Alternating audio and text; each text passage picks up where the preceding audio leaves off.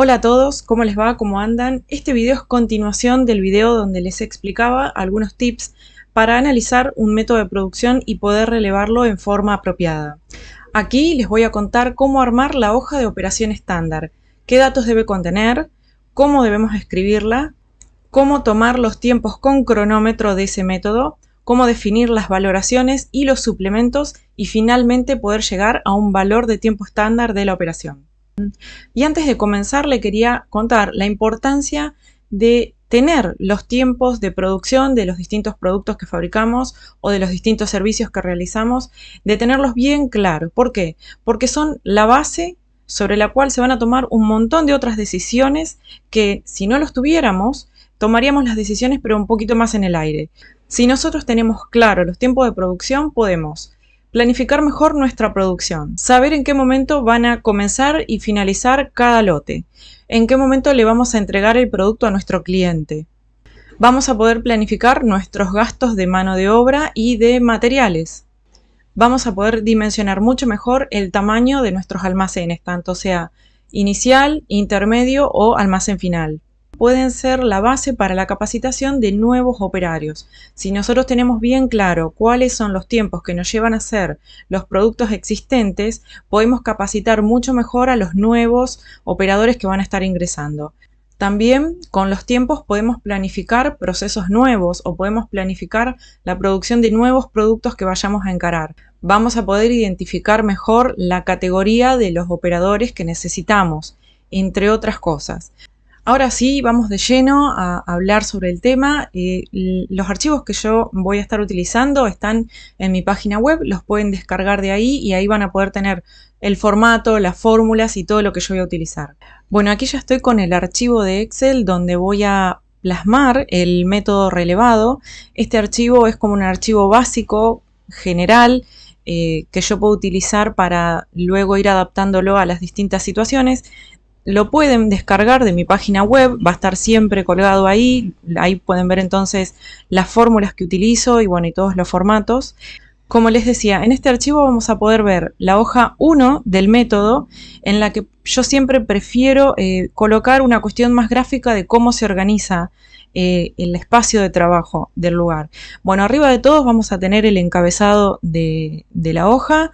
Tenemos, bueno, el logo de la empresa, el número de instructivo, a qué operario corresponde, al número de hoja al que corresponde y demás, y bueno, y otros datos que son importantes. Por ejemplo, este es el operario 1 de 5 para un tiempo TAC de 1,3 minutos. Después, más adelante, vamos a ver cómo hacemos el cálculo de los tiempos estándar. Pero allí ya nos está dando una indicación que es el operario 1 para ese tiempo TAC. Si nuestro tiempo TAC cambia, la cantidad de operarios también puede cambiar, entonces vamos a tener otra hoja, otro instructivo. Como vemos ahí, no solo tenemos la aclaración de los elementos de protección personal que se requieren, sino tenemos un gráfico de cómo se organiza la estación de trabajo. La ubicación del operario, como ya vimos, es el operario 1, ahí aparece el 1 y el 2 porque están muy cerca. El abastecimiento de materiales, hacia un costado la materia prima, hacia el otro costado las unidades que el operario 1 ya va realizando, el stock de los insumos, el código de los insumos, las medidas del lugar.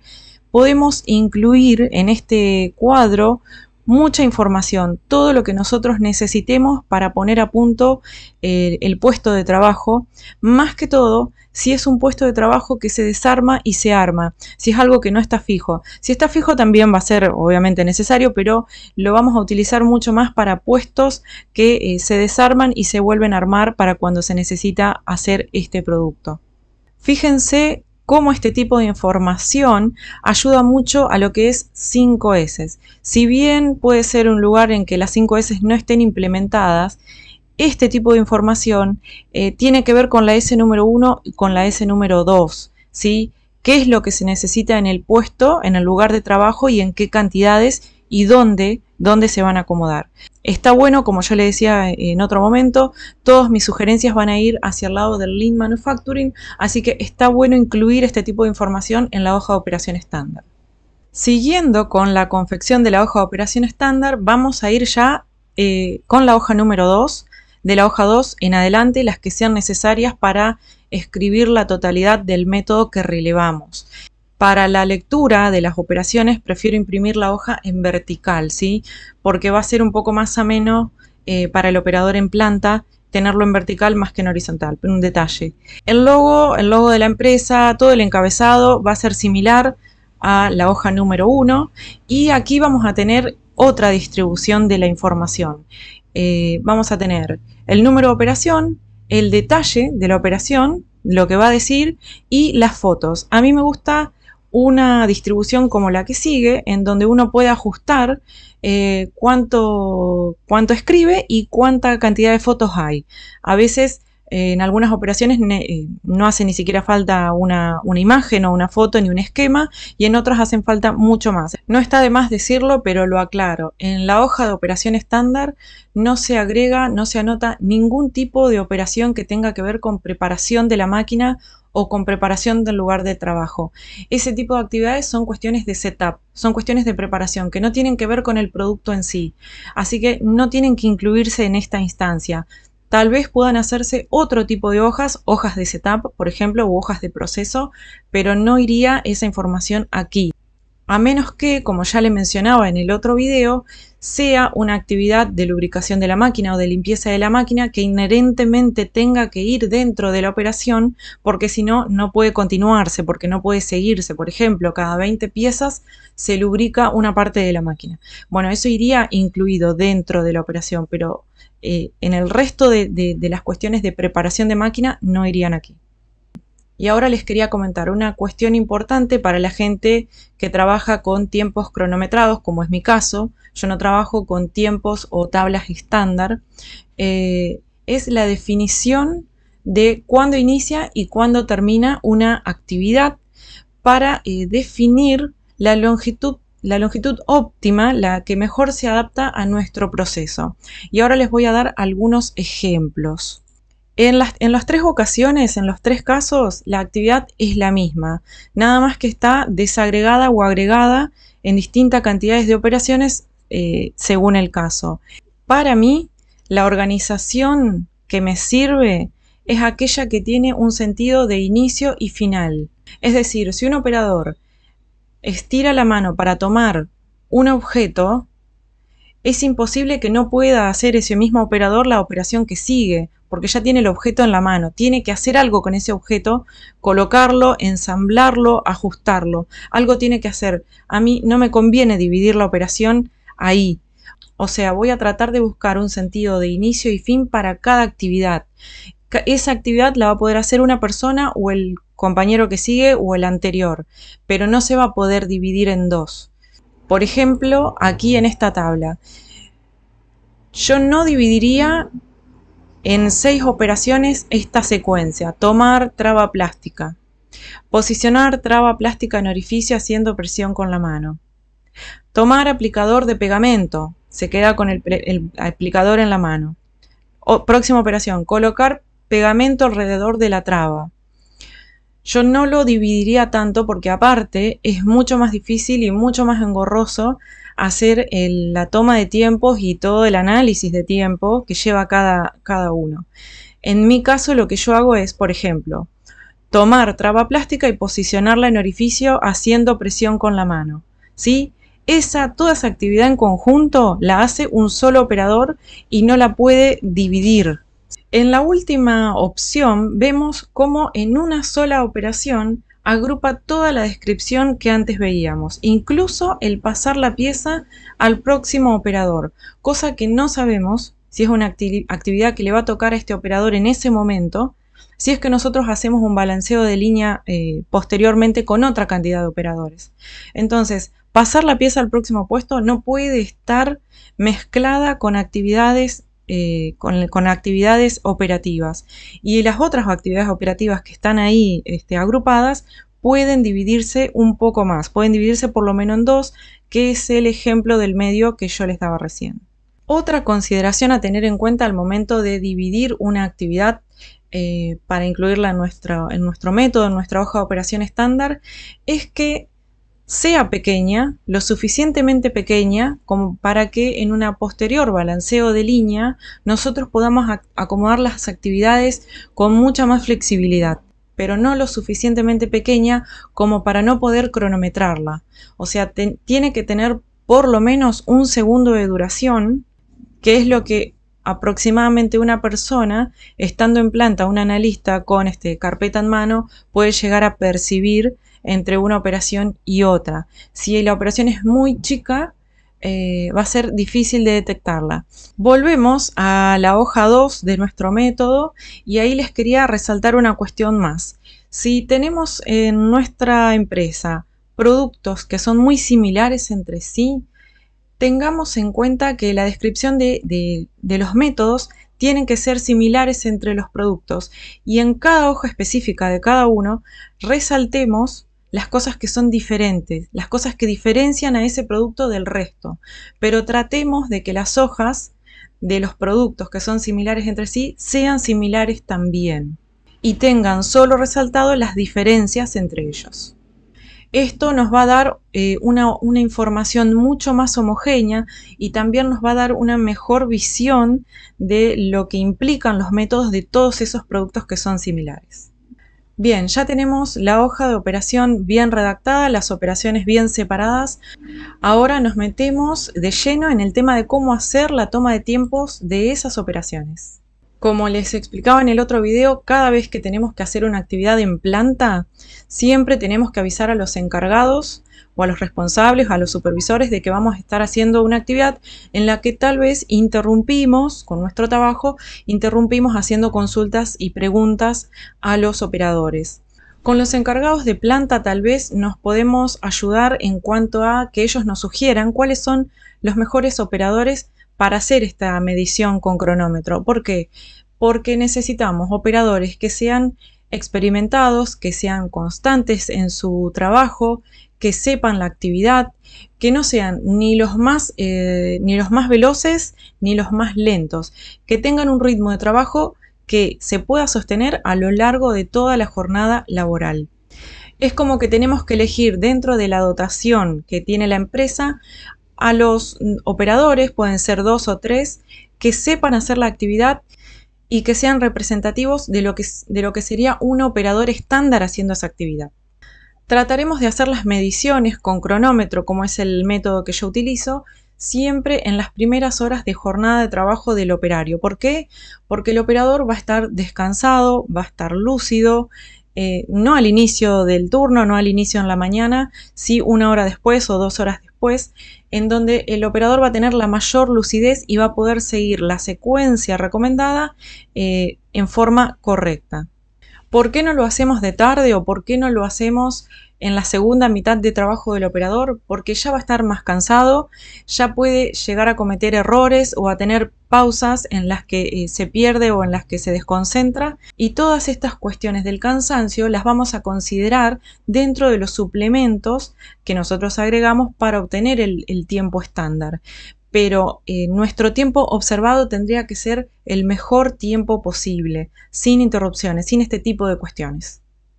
¿Sí? Así que estamos con el operador, nosotros nos ubicamos de forma que podamos hacer nuestro trabajo pero sin interrumpirlo, observando todos los movimientos que hace. Tenemos que chequear que lo hace en la secuencia definida, en la secuencia establecida. Si hay algo que lo hace y cambia la operación y lo hace de otra manera, podemos hacer una salvedad en nuestra hoja de anotaciones, pero trataremos de que el operador en el próximo ciclo lo haga de la forma especificada, que es la forma que nosotros encontramos como la mejor para llegar al resultado y tener un tiempo que no se vea alterado por la alteración de la secuencia. En mi caso, yo siempre utilizo la medición con cronómetro de los tiempos en forma continuada. No voy frenando e iniciando nuevamente el cronómetro, sino que lo dejo correr y al iniciarse o finalizar cada operación, yo tomo nota del valor que me devuelve el cronómetro, el visor, pero no lo corto. ¿Por qué? Porque me parece que cortarlo e iniciarlo me lleva un tiempo a mí que me lo quita de la observación en sí de lo que está pasando. Entonces, no me parece que yo tenga que estar en ese momento dedicándole tiempo al cronómetro. Mejor si después hago las cuentas en la oficina acerca de lo que cada actividad llevó, pero no lo hago en ese momento en planta. Hasta aquí tenemos los tiempos observados. Elegimos los operadores y el horario para hacer las observaciones. Tomamos nota de todo lo que vimos y ahora tenemos que tener en cuenta la valoración del ritmo de ese operador. La valoración del ritmo del operador lo que hace es considerar ciertas cuestiones que tienen que ver con la habilidad y con el esfuerzo que el operador pone para hacer la actividad. Eso es muy personal, en cada operador es diferente. Y lo ideal sería que nosotros, mientras estamos haciendo el estudio de tiempo en planta, estemos identificando cuál es la mejor valoración que creemos que esa persona está representando en ese momento. Si el operador va demasiado lento, nosotros podemos decir que va a un 90% de su ritmo.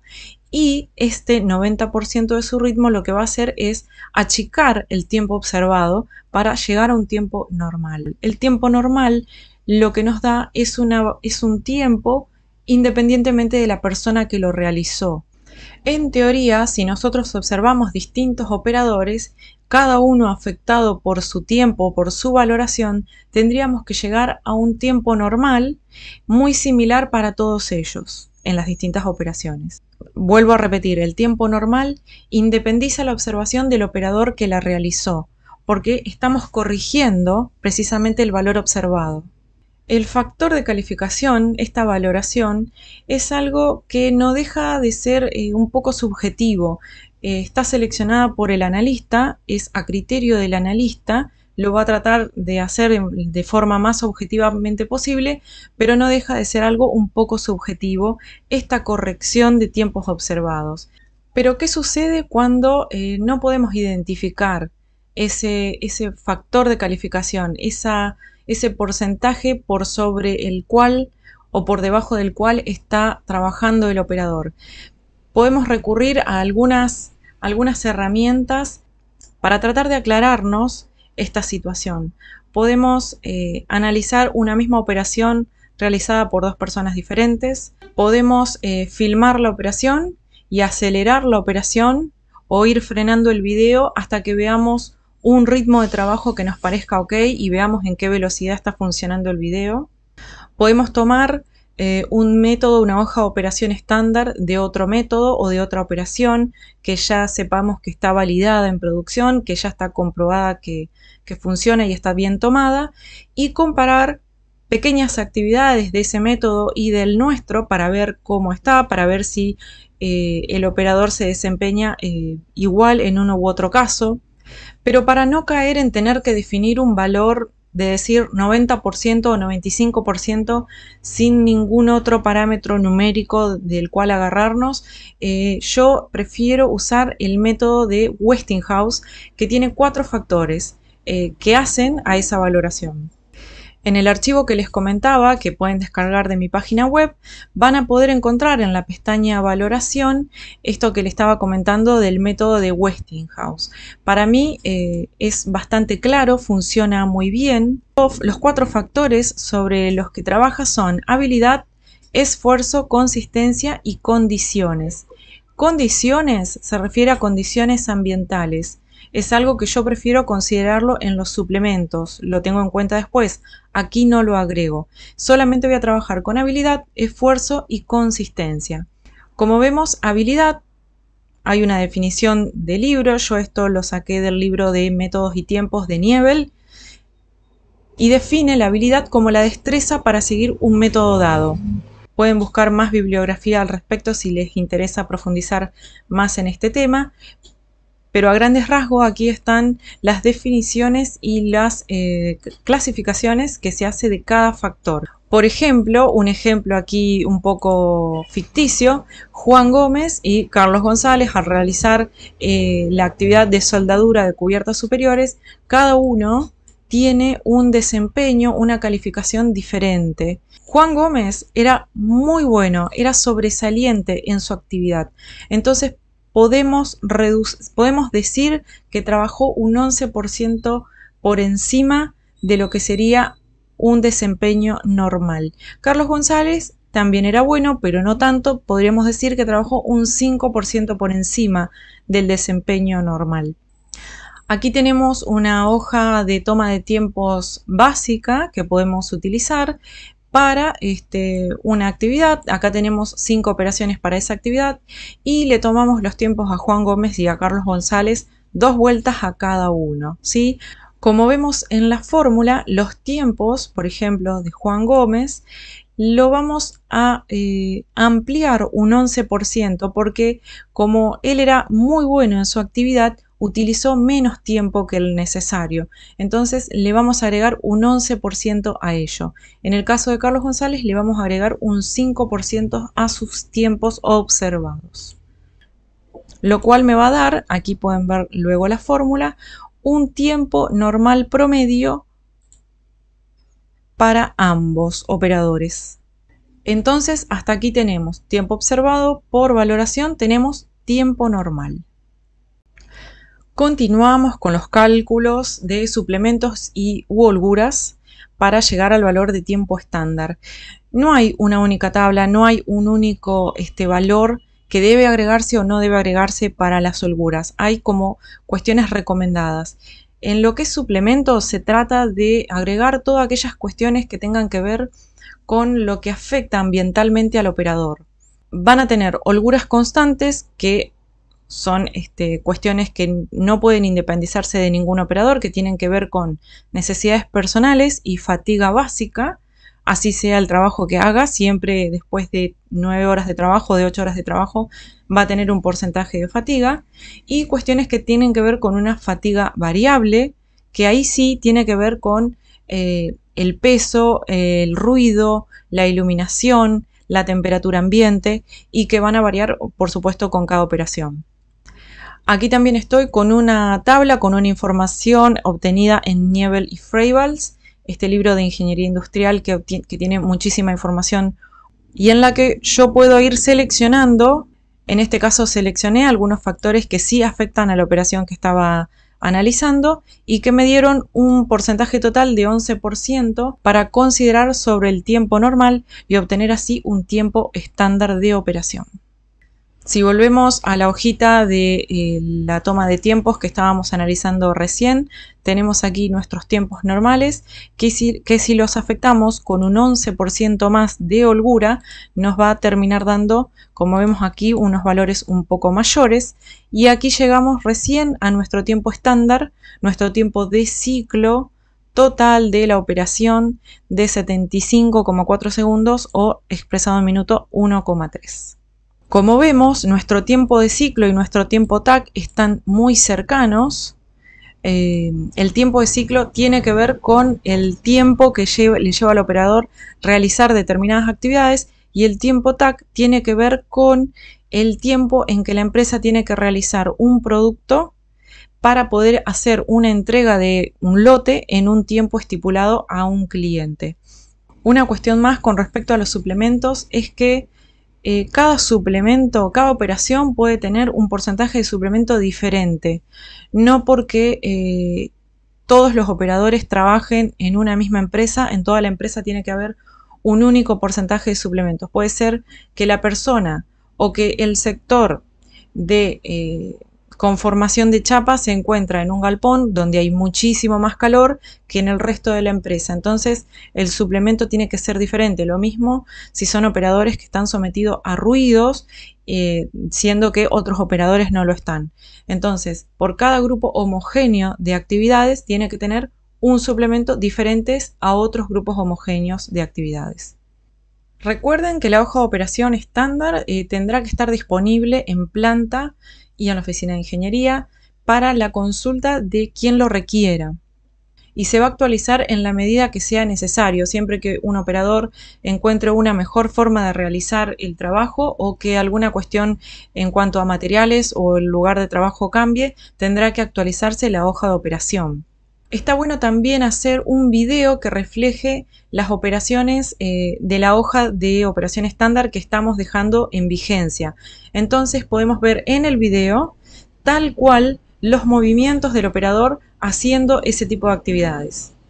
No es necesario que en la hoja de operación estándar se encuentre un detalle de los tiempos medidos. Solamente en la hoja de operación tendría que estar el tiempo TAC. Y estos tiempos medidos nos van a servir para futuros puestos de trabajo, tal vez para operaciones que hoy por hoy no existen en la empresa, pero que si nosotros tomamos bien y hacemos prolijamente nuestro trabajo, lo podemos utilizar de aquí a un tiempo para planificar y pronosticar nuevos puestos. Por lo tanto, es muy importante que la forma de trabajar sea totalmente clara para que después de un tiempo en la oficina de ingeniería, más que todo si van cambiando las personas, puedan retomar información que ya se ha generado con anterioridad. Sería bueno que hasta haya un procedimiento de cómo se realiza la toma de tiempos, de cómo se realizan las hojas de operación. Esto lo que nos va a dar es una mejor trazabilidad en el tiempo y poder utilizar más adelante la información que hoy por hoy estamos generando y no se pierda. Por último, y para chequear que la información que generamos es correcta y nosotros estamos conforme con los suplementos y con el porcentaje de valoración que elegimos, que determinamos, tendríamos que poder ir a planta con esa información de los tiempos estándar tomados y observar a distintos operadores diferentes a los que participaron del análisis, a los que participaron del estudio, y poder explicarnos a nosotros mismos en dónde residen las diferencias del tiempo observado en esta ocasión y el tiempo observado cuando se hizo el estudio. Si las diferencias tienen que ver a una cuestión ambiental, a una cuestión de experiencia, a una cuestión de ruido, a una cuestión de cansancio, pero si no le encontramos la explicación, tal vez tengamos que hacer nuevas observaciones y darle una vuelta más al estudio para poder quedarnos seguros de que la información que generamos y que damos a la planta es correcta. No hay nada peor que saber que tenemos un método que tiene información incorrecta y no corregirlo. Como ya les mencioné, el estudio de tiempo es la base para muchísima otra información que nace desde allí. Planificación de la producción, costos de mano de obra, fechas de entrega al cliente y hasta la categoría en la que trabaja cada operador. Algunos temas relacionados que más adelante voy a estar hablando son la medición de los tiempos en máquinas, que son diferentes a los tiempos de trabajo de una persona sin máquinas automáticas que le estén marcando el ritmo, la medición de la capacidad de producción de distintas máquinas y de grupos de personas trabajando en forma relacionada, la vigencia del tiempo estándar y su relación con la curva de aprendizaje de cada persona. Son temas muy importantes que tienen que ver sí o sí con los costos de producción y que terminan repercutiendo en la competitividad de la empresa y en la posición que la empresa puede estar dentro de su mercado. Como les dije anteriormente, pueden ver este y otros archivos en mi página web. Voy a seguir hablando de este tipo de temas en otros videos, así que si llegaron hasta acá, muchísimas gracias. Nos vemos en otro video.